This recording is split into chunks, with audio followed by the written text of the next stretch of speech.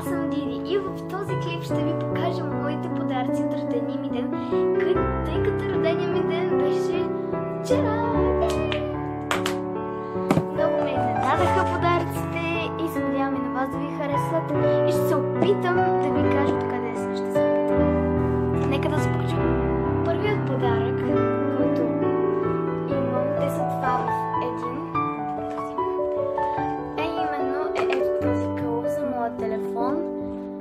Съжалявам, от камерата се вижда, че е златен, но той е розов на All Case. Много яка кейс, много ми харесва и седи яко. И към кейса ми подари моята приятелка и една книга Приключенията на Хъкълбърг на Марк Твен. Ето така отзад, отстрани. Аз лично това си го прочетох и лично ми хареса много. Но аз се надявам, като почна да я чета, да ми хареса. Тук ми го е написало. И да, това беше едното. Нека да преминем към другия подарък.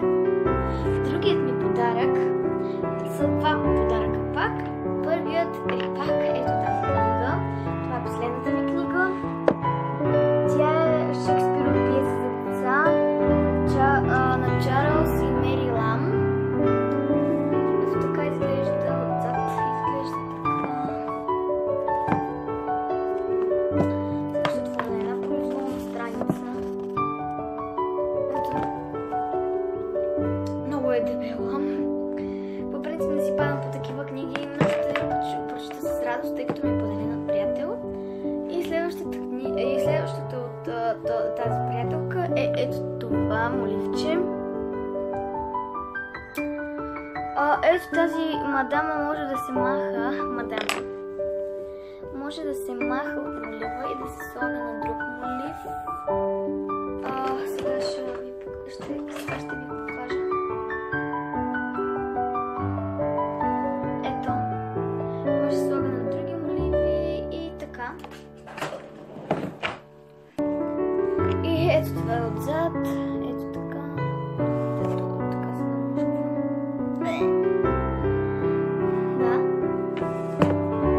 И лично на мен много ми хареса този подарък и нека да отидем към следващия. Следващият подарък е също от една моя приятелка. То разбира се, ще са само момичета, защото аз съм момиче. Това беше в една кутия, но я отворих. Това е парфюм на Био и един душ гел, шауър гел, там както искате го наречете. И двата миришат на цитрусови плодове.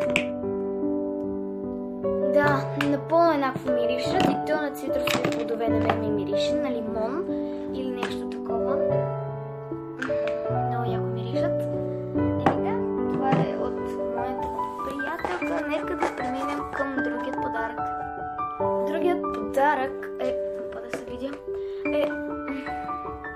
пак от една моя приятелка.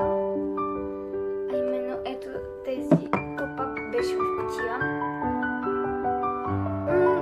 По принцип аз не си играя с Барби, но нямам против, че са на Барби и на двете неща. Нямам против, нямам просто. И тя ми е взела един шампуан Барби, който мирише адски сладко. Това ще го използвам. И една четка за коса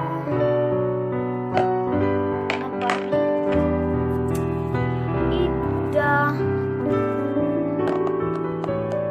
Имах ли още подаръци? Да, имах. Нека да отидем към другия. Другият подарък е само един. Това не се серчи от Арт. Вие не го гледате този поддържател, към друг подарък е. Това не се серчи от Арт магазин. При мене побирам много неща. Чакай, че ми падна.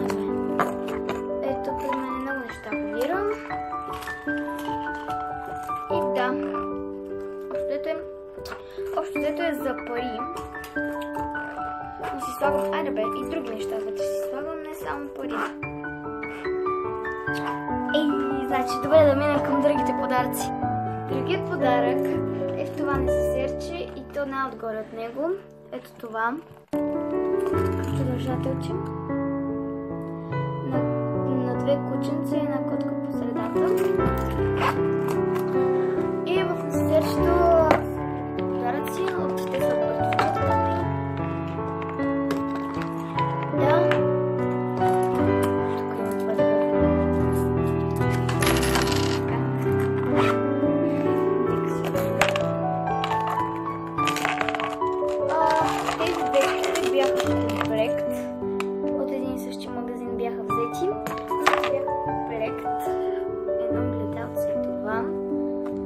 Кученце, едно котенце. Ето. Ето тук се държа телефона.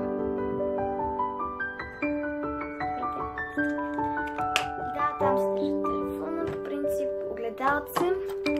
Едни слушалки от Бершка. Не ще да фокусира нещо. Ето така се разтягат и като чуете ето този звук спирате, ето толкова са дълги и после пак разтягате лекичко и ги прибирате. Понякога става ето така. Спокойно ги набутайте лекичко, не се нервете, че са счупени. И първият ми балсам, първото ми балсамче на Maybelline Baby Lips е любимото ми балсамче. То е Pink Punch.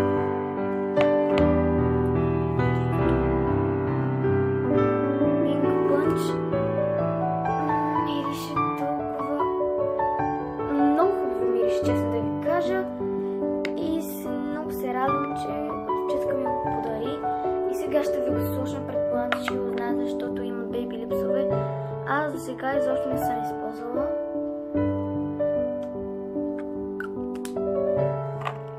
Ето много е хубавия случ. Много желаях този Baby Lips да ми е първия. И ето го, че ми е първият, за което много се радвам. И да, че мога да затегна.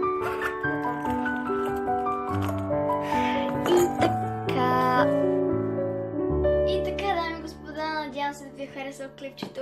Ако е така, го харесайте и ме последвайте в Facebook, Instagram и Musical.ly. Линк долу в описанието ще има за тези неща. Съжалявам.